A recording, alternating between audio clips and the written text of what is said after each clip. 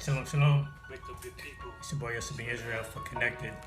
Back here, chapter 3, the book of Jasher.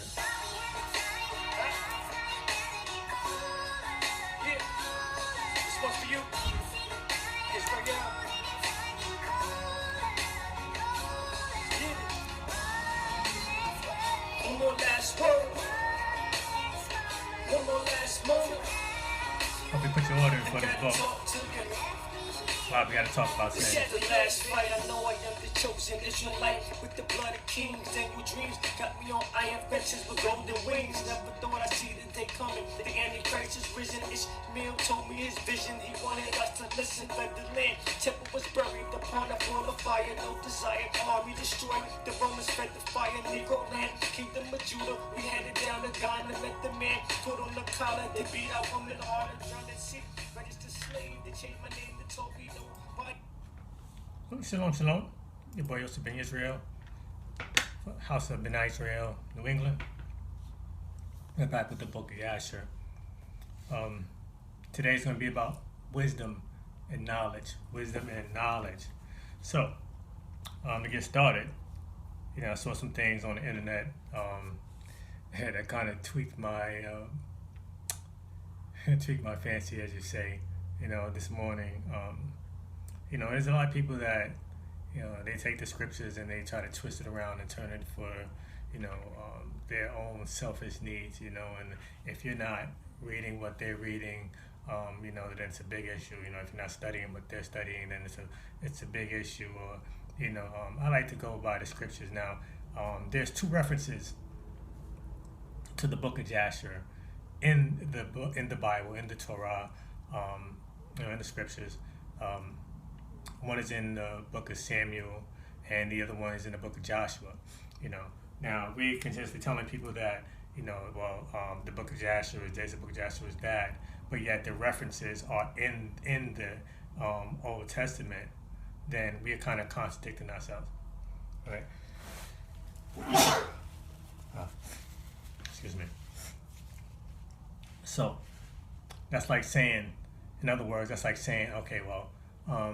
I'm not going to read, the Bible because the Catholics and the Constantine, who was a sun worshiper, he put these people are the ones that put these things together, took the scriptures and put it together into one book, So if we're saying that, well, we're not going to read book of Jasher, because you don't agree with certain things that are in the book of Jasher, yet you agree with these heathens and these idolaters, who had a big influence on, putting the Torah, the Bible, the New Covenant, the Beret HaKadoshah together, then you might as well just throw the whole thing away, period. But on that note, Jasher, the book of Jasher, chapter 3. Let's go into it. If you haven't got your copies yet, I hope you do. And I'm not suggesting, I'm not telling people what to do. I'm just telling you to get it for yourself and read it for yourself. Scriptures made a reference in it, so as far as I'm concerned, it's legit. Okay. And then once again, read it for yourself. And let the Ruach guide you. I've read the book a few times. I love it. Chapter 3, I have to say, hands down, is my favorite chapter because I always wondered about Enoch. I always wondered who he was and why was he so great. And why did the Most High take him? And what did he do? What was he doing that the Most High took him? He didn't see death. Book of Jasher, chapter 3. And Enoch, lived 65 years, and he brought forth Methuselah. And Enoch walked with Elohim after having brought forth Methuselah, and he served Yahweh and despised the evil ways of men. I can stop right there. He served the Most High. Scripture says he served the Most High. Now, he served the Most High with complete focus, complete obedience, complete humbleness, you know. And then he despised evil, despised the evil ways of men. You know, how many can we actually say that today? You know, we despise the evil ways of men. And we're going to see going further in this chapter that, you know, he despised it so much that he would set himself apart.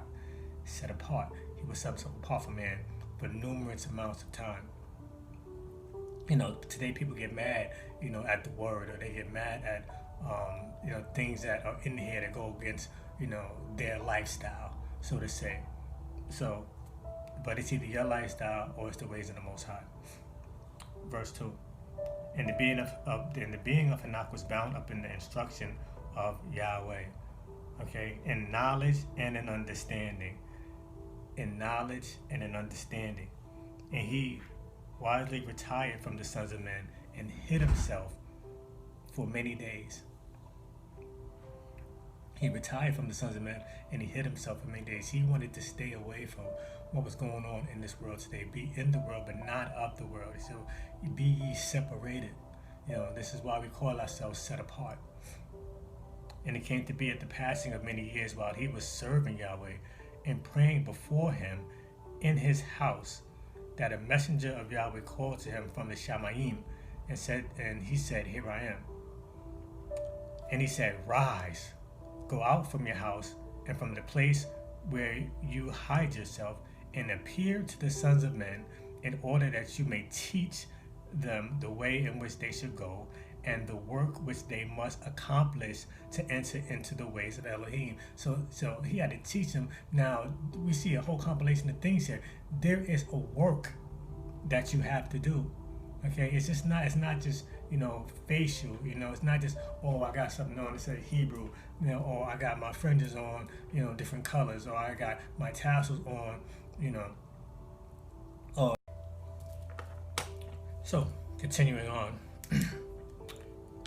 verse 4, and he said, rise, go out from your house and from the place where you hide yourself, and appear to the sons of men, in order that you may teach them the way in which they should go, and the work which they must accomplish to enter in the ways of Elohim. So he had to teach them. There's ways of the Most High that we have to follow, not man's ways, but the Father's ways. Okay, we want to be taught the right way, not the wrong way. You know, and these one thing I like about these books, Book of Jasher, the Book of Jubilees, that it goes in depth to show you how far the Israelites went, how far the Hebrews went in their disobedience and in their fight to get back to the Most High. Okay, we can't go halfway. We have to go full on, full in. You know, you can't be, you either be hot or you're cold. You know, otherwise he's going to spew you. He's going to spit you out his mouth. Verse 5, and Enoch rose up according to the word of Yahweh, and went out from his house, from his place, and from the chamber in which he was concealed. And he went to the sons of men, and taught them the ways of Yahweh, and at that time assembled the sons of men, and made known to them the instructions of Yahweh. Once again, what did he make known to them? The instructions of Yahweh, the Torah, as you say, you know, the written, infallible word of the Most High.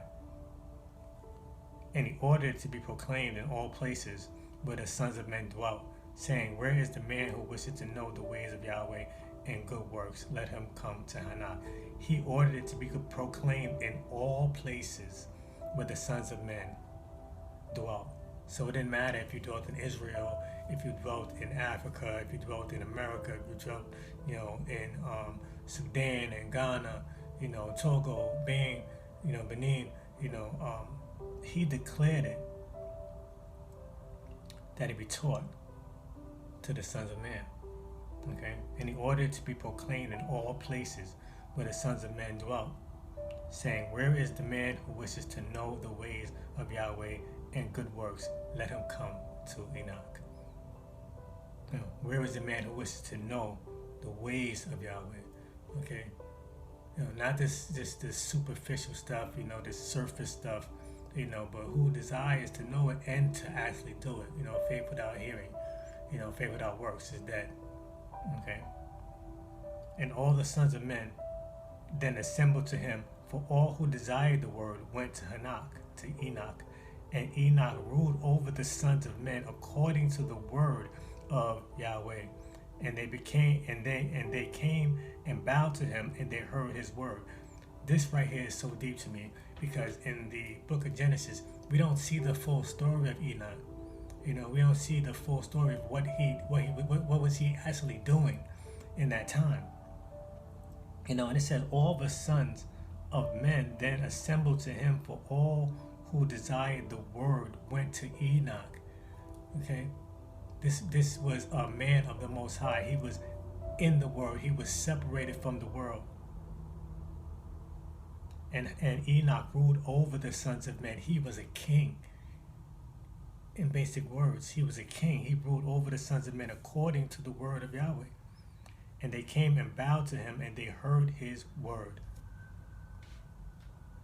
They came and they bowed to him, and they heard his word. Enoch was a king, or became a king. And the Ruach of Elohim was upon Enoch, and he taught all his men the wisdom of Elohim and his ways. And the sons of men served Yahweh all the days of Enoch, and they came to hear his wisdom. They came to hear what? His wisdom and his knowledge. His wisdom and his knowledge. This is what they came to hear. And all the kings, it says,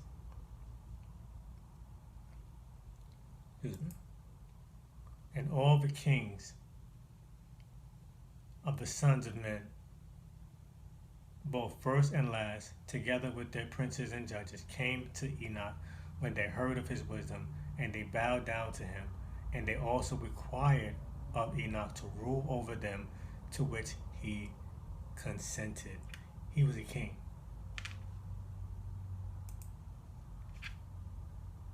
Enoch was a king. They made him a king. He was a king that was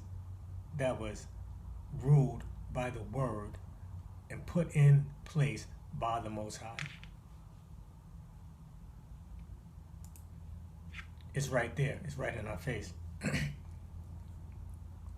How can you argue that? And all the kings of the sons of men, both first and last, together with the princes and judges, came to Enoch when they heard of his wisdom, and they bowed down to him, and they also required of Enoch to rule over them, to which he consented. And they assembled 130 kings and princes in all. And they made Enoch king over them, and they were all under his power and command. Enoch was a king. This is like you don't see why he's so powerful, in the book of Genesis. We just see a glimpse of it, but in the book of Jasher, it starts to form and build the story as to who Enoch was. And Enoch taught them wisdom and knowledge. What did he teach them? He taught them wisdom and knowledge and the ways of Yahweh. And he made peace among them, and peace was throughout the earth during the life of Enoch. What did he teach them? Wisdom and knowledge. He didn't teach them these watered down, McDonald's hamburger messages. He didn't teach. He wasn't, and not to demeanor anybody, that's on the corners, preaching the word. But he wasn't on there yelling at people and cursing at people. He was teaching them the ways of Yahweh in a spirit of humbleness and meekness, and he was teaching them wisdom and knowledge. And Hanok ruled over the sons of men 243 years, and he did right ruling and righteousness with all his people, and he led them in the ways of Yahweh. He led them in the ways of Yahweh. See, everything else is to naught. It doesn't mean anything, if we're not teaching them the ways of Yahweh. And these are the generations of Enoch: Methuselah, Elisha, and Amalek, 3 sons, and his sisters were Milcah and Naamah, and Methuselah lived 87 years, and he brought forth Lamech. And it came to be in the 56th year of the life of Lamech when Adam died. He was 930 years old at his death. And his two sons with Enoch and Methuselah his son buried him with great ceremony, as at the burial of kings, as the burial of kings, in the cave which Elohim had told him. And in that place all the sons of men made a great mourning and weeping for the sake of Adam. It has therefore become a custom among the sons of men to this day.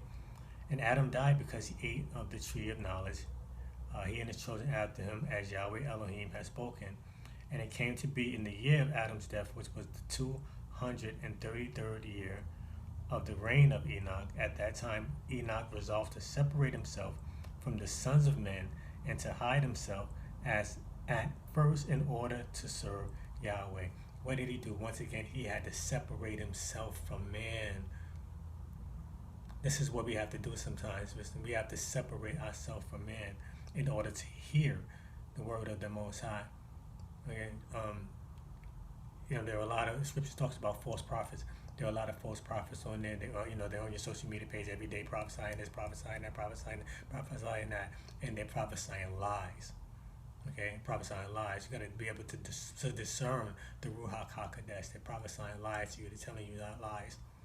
Okay. It says Enoch separated himself from the sons of men and had to hide himself as first in order to serve Yahweh. And Enoch did so, but did not entirely hide himself from them, but kept away from the sons of men 3 days, and then went to them for 1 day. He had to continuously separate himself so that the veil, the covering of the Most High, will continually be on him, and he wouldn't be so stressed out, and he wouldn't be overtaken by the ways of the world. Verse 19, and during the 3 days that he was in his room, he prayed to and praised Yahweh his Elohim. So he prayed and he praised. He prayed and he praised. He prayed and he praised. So for all those who go against praising the Most High, or they just continuously focus on. So continuing on from verse 19. And during the 3 days that he was in the room, he prayed to and praised Yahweh his Elohim. And the day on which he went and appeared to his subjects, he taught them the ways of Yahweh, and all they asked him about Yahweh, he told them. So even before he even went and talked to the people, he prayed and he praised. He prayed and he praised. He prayed and he praised the Most High. And he did this manner for many years, and afterward he concealed himself for 6 days, and appeared to his people 1 day in 7, and after that once in a month, and then once in a year, until all the kings, princes, and sons of men sought for him, and desired again to see the face of Enoch, and to hear his word, but they could not, as all the sons of men were greatly afraid of Enoch, and they feared to approach him, because the reverent awe that remained on his appearance. Where do we see this at? In the book of Exodus. Also, we see this in the book of Exodus, when it talks about how the look that Moshe had, that veil, that covering, that appearance that he had once he came down from talking to the Most High, from praying, from praising, and having that continuous communication with the Father. He had the veil. And all the kings and princes resolved to assemble the sons of men and to come to Enoch, thinking that they might all speak to him at that time when he should come out among them. And they did so. They so desired this man. This was a true man of the Most High. These were these things that I was wondering when I was reading the book of Genesis and not seeing and getting the whole story. This was a true man of the Most High, and it showed this book shows what he was actually doing. And it may seem small to some people, but the fact that he was praising and worshiping and separating himself from man so much that the people sought after him. Verse 22, and they came when Enoch went out, and they all assembled and came to him. And Enoch spoke to them the words of Yahweh, and he taught them wisdom and knowledge. And they bowed down before him, and they said, May the king live. May the king live.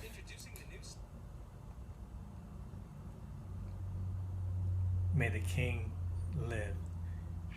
He was a king. This is what he was. He was a king. And it just puts so much more on the power and the glory that Enoch had into who he really was when it comes to concerning the Most High. Verse 23. And sometime after, when the king and princes and the sons of men were speaking to Enoch, and Enoch was teaching them the ways of Elohim, see, a messenger of Yahweh then called to Enoch from the Shamayim and wanted to bring him up to the Shamayim to make him reign there over the sons of Elohim as he had reigned over the sons of men on earth. See, there's another confusion when it's in the scriptures. When you read the Bible, you see the sons of Elohim, you see the sons of men. But what you have to remember is that the angels were also called the sons of Elohim. And they sought to bring him to be a king in heaven. To be a king in heaven. What kind of relationship do you have with the Most High? Well, I can't say that I do. I can't say that I have such a relationship with the Most High that he's going to want to bring me to heaven to be a king, over the angels. I can't honestly say that, but can you? Where are you? Where are we in our relationships with the Most High? Enoch had such a deep relationship with the Father, such a deep relationship with the Most High, that the angels wanted to bring him up.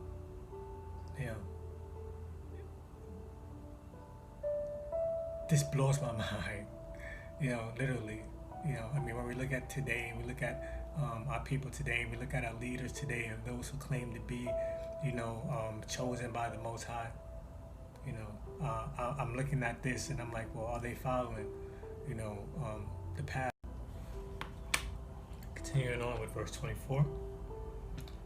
When at the time Enoch heard this, he went and assembled all the inhabitants of the earth and taught them wisdom and knowledge and gave them righteous instruction.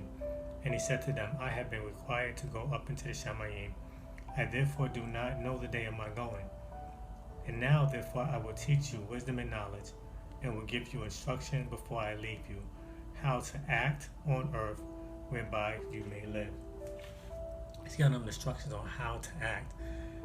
A lot of people don't want these instructions. They figure, we're telling them what to do, or people are telling them what to do, when the Father says he's giving us instruction, he's giving us a way on how we should act.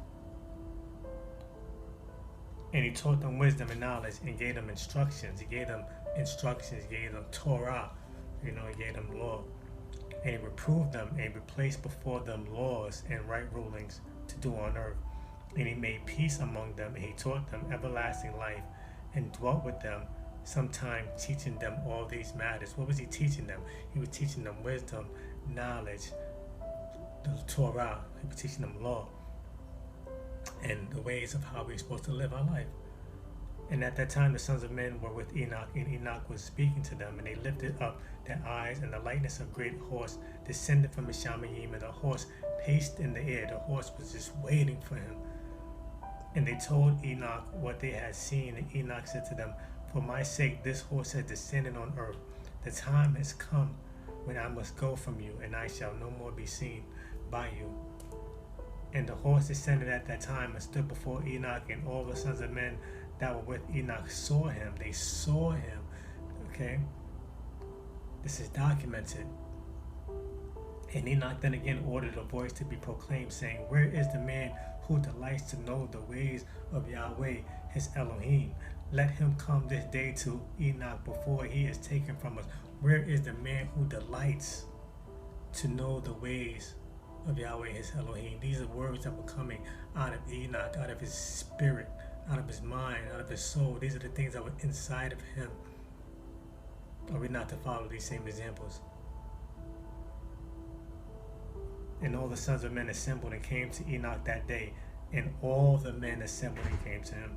And all the kings of the earth with their princes and counselors remained with him that day. And Enoch then taught the sons of men wisdom and knowledge, and gave them divine instruction. And he instructed them to serve Yahweh and walk in his ways all the days of their lives. And he continued to make peace among them. What did he teach them? He taught them to walk in his ways, walk in the ways of the Most High, all of their days, all of their days. And he continued to make shalom among them. He continued to bring peace among them. And it came to be after this that he rose up and rode on the horse, and he went out, and all the sons of men went after him, about 800,000 men. And they went with him 1 day's journey. And the second day he said to them, return home to your tents. Why should you go? Maybe you may die. And some of them went from him, and those that remained went with him 6 days' journey. And Enoch said to them every day, return to your tents, lest you may die. But they were not willing to return, and they went with him. They were so hungry for what the Most High had instilled in Enoch. They were so hungry for the word. They were so hungry for the wisdom and knowledge that they said, but we don't care if we perish. The disciples said the same things to Yeshua HaMashiach. We don't care if we perish. We just want that word. And on the 6th day, some of the men remained and clung to him, and they said to him, we will go with you to the place where you go. As Yahweh lives, only death shall separate us. So continuing on, verse 34. And on the 6th day, some of the men remained and clung to him, and they said to him, we will go with you to the place where you go. As Yahweh lives, only death shall separate us. And they urged so much to go with him that he ceased speaking to them, and they went after him and would not return. In verse 34, we see that Kepha told Yeshua these very same words. We will go with you to the place where you go. As Yahweh lives, only death shall separate us. In verse 36, and when the kings returned, they caused a census to be taken in order to know the number of remaining men that went with Enoch. And it came to be upon the 7th day that Enoch went up into the Shamayim in a whirlwind with horses and chariots of fire.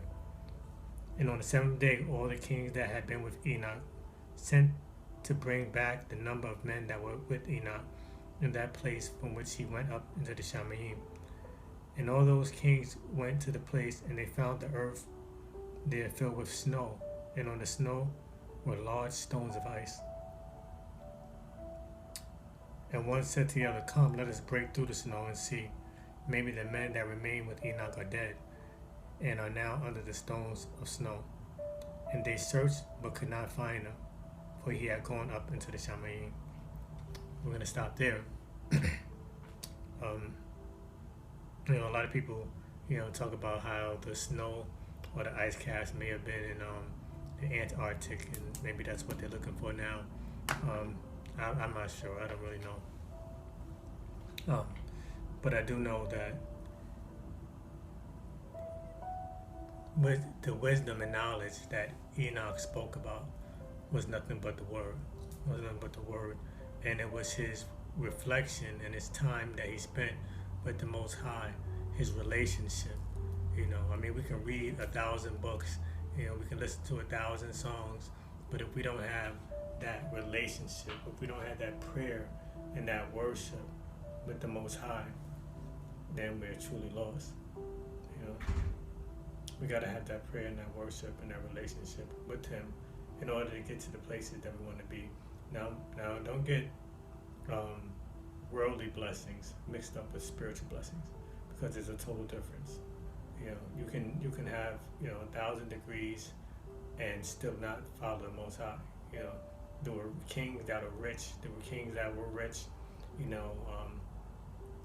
But their soul was damned because they didn't have a relationship with the Most High. Okay, so don't get these physical mixed up with the spiritual. All right, Enoch had the spiritual part down packed, and therefore came everything else. These next few chapters, are, like I said, are my favorite chapters in this book, because Enoch is a blessing. You know, he's a true example of how to be and how to follow in the words of the Most High. So stay tuned. We're going to come back with chapter 4 soon. If you get a chance, check out our website, YahwehForever3.com. Catch us on Facebook, Instagram. If you were friends on my old Instagram pages, I had to put up a new one. Instagram took down my other ones. They hate the truth. So continue to support us. Continue to check it out. And may Yahweh continue to bless you. One more last word. One more last moment. Joseph and Israel, Hashanah Israel. We're reading the book of Jasher. Fight, I know I am the chosen Israelite with the blood of kings and your dreams got me on iron benches with golden wings. Never thought I'd see the day coming. The Antichrist is risen. Ishmael told me his vision. He wanted us to listen. Let the land temple was buried upon a ball of fire. No desire, army destroyed. The Romans fed the fire. Negro land, kingdom of Judah. We headed down to Ghana, met the man, put on the collar. They beat our woman hard and drowned at sea. Registered slave. They changed my name to Toby. Nobody hold me, I'm lonely. I fight the devil slowly. Hang me on the tree with my brother. Jerusalem is calling every crap. Tatted my back until the blood was pouring. Bust me in the head with a stone. I bet I see the kingdom looking at my heavenly father. You claim I never seen him, but I'm just a child of a Hebrew that can't just take a stand. I'ma pray the fire of God come in and go